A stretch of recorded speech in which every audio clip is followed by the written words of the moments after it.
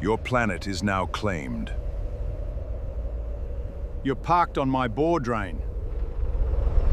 The Galactic Dominion had conquered 47 civilizations across 6 star systems.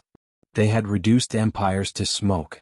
They had made entire species surrender before the first shot was fired. They were, by every measurable standard, absolutely terrifying. Which made what happened in the Australian Outback particularly embarrassing. Commander Zyx-9 stood on the bridge of the Dominion flagship, Eternal Reckoning, and watched Earth turn below him. Fragile. Completely unaware of what was about to happen. Run the final analysis, Zyx-9 said, folding his 4 upper arms behind his back. His chief strategist, Prox, opened the holographic display. Planet designation, Earth. Dominant species, human. Technological classification, pre-warp, pre-laser, pre-everything. He paused. Threat level is listed as negligible, bordering on laughable. Zyx-9 nodded slowly. Perfect landing zone? Prox zoomed in on the map. The interior of their southern continent. Remote. Sparse population. Mostly flat. Ideal for establishing a forward base before the main invasion. He highlighted a vast red wilderness. The locals call it the Outback. Zyx-9 smiled with 3 mouths. Begin the descent. The Eternal Reckoning descended through Earth's atmosphere like a falling mountain. Below it stretched endless red land. Dry scrub. Ancient dirt. Termite mounds. Heat haze. And absolutely nothing that looked like resistance. The Dominion had expected panic. Armies. Missile launches. Some desperate planetary broadcast. Instead, the Outback simply sat there in the sunlight, vast and silent. The flagship landed with enough force to throw dust into the sky for kilometers. Landing struts punched into the red earth. The invasion had begun. For approximately 4 minutes, everything went according to plan. Scout Unit Theta 3 stepped off the ramp first. It was 6-limbed, armored, and roughly the size of a small car. It had survived battles on moons that no longer existed. Then it placed one leg into a red termite mound the height of a refrigerator. The mound collapsed. 4 million furious termites poured upward in a living tide. Theta 3 did not cry out at first. Theta 3 was a hardened Dominion soldier. Then the termites reached the inner armor joints. Theta 3 ran back up the ramp screaming in 7 different tonal frequencies. The ramp sealed behind it. Unfortunately, the termites were now inside the ship. For 3 hours, Dominion engineers hunted termites through the lower decks of the Eternal Reckoning. The termites explored with remarkable enthusiasm. They entered wiring conduits, chewed insulation, crawled into control panels, and dismantled nearly 30% of the ship's electrical systems. The species had survived on Earth for hundreds of millions of years. They had endured extinction events, climate shifts, predators, drought, and flood. They were not impressed by interstellar technology. Commander Zyx-9 stood on his half-dark command bridge while red emergency lights flickered above him. He breathed deeply through all 3 nostrils. "Fine," he said. "Send the ground team." The ground team consisted of 12 elite Dominion soldiers.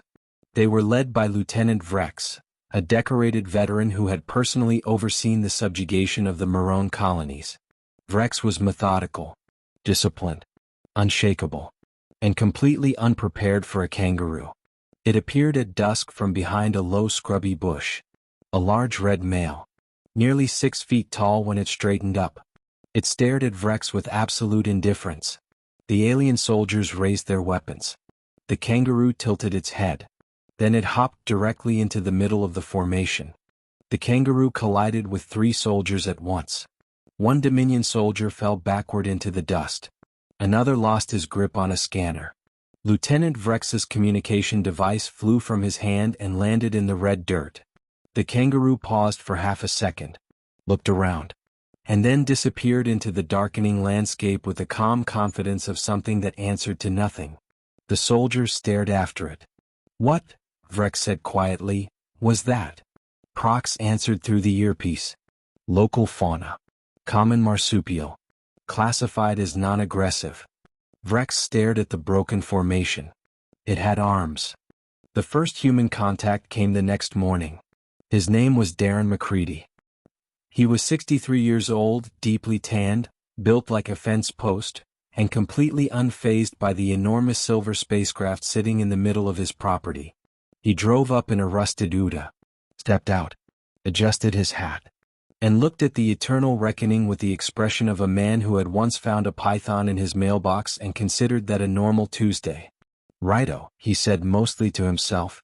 Then he started walking toward the most terrifying army in the galaxy. Commander Zyx-9 descended the ramp in full ceremonial armor. 8 soldiers marched behind him. He radiated the authority of a conqueror who had made entire planetary governments surrender without reading the document. Darren looked him up and down. "You lot lost." Zyx-9 activated his universal translator. "Inhabitants of this world, your planet is now claimed by the Galactic Dominion. Resistance is. You're parked on my board drain," Darren said. Zyx-9 stopped. "I am what?" Darren pointed. One enormous landing strut was sitting directly on top of a water pipe. A wet patch spread through the red dirt. Darren scratched his head.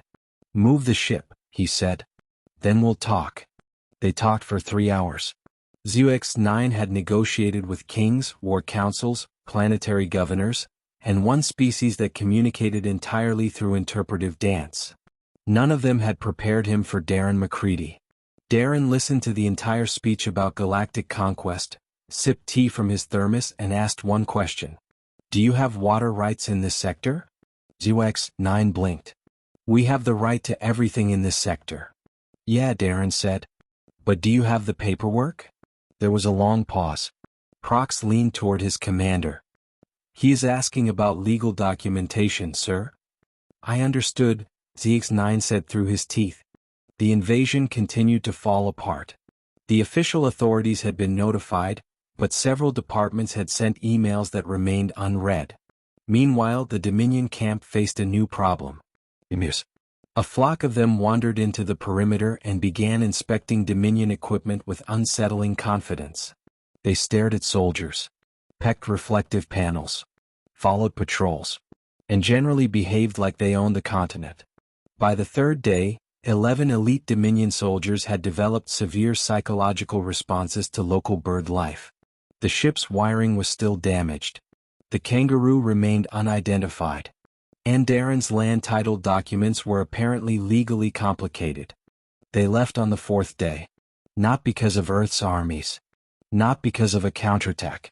But because the eternal reckoning had damaged electrical systems, terrified soldiers, an unresolved board drain dispute, and a legal team estimating the land title case would take between 40 and 90 years.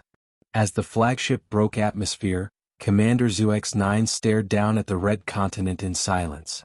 Finally, Prox spoke. "Sir, should we update the planet's threat level?" Zyx-9 turned from the window. His expression was unreadable. "Mark it," he said quietly. "Do not attempt again. Not worth it." Far below, Darren McCready fixed his board drain, put the kettle on and told no one for 6 months. It did not seem like something that needed a fuss.